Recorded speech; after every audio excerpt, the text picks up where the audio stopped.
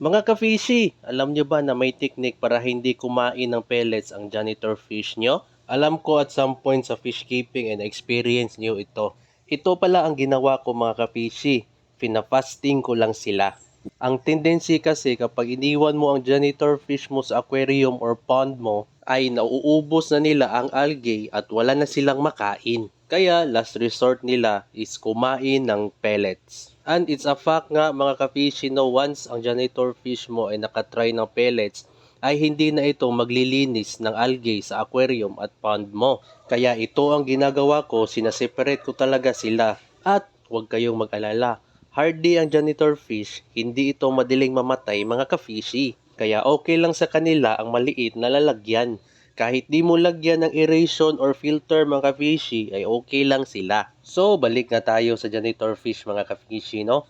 Alam mo ba na kumakain ang janitor fish ng isda? Ito talaga ang pinaka-last resort nilang gawin kung wala na talaga silang pellets na makain. Yun lang muna for this video mga ka-fishy.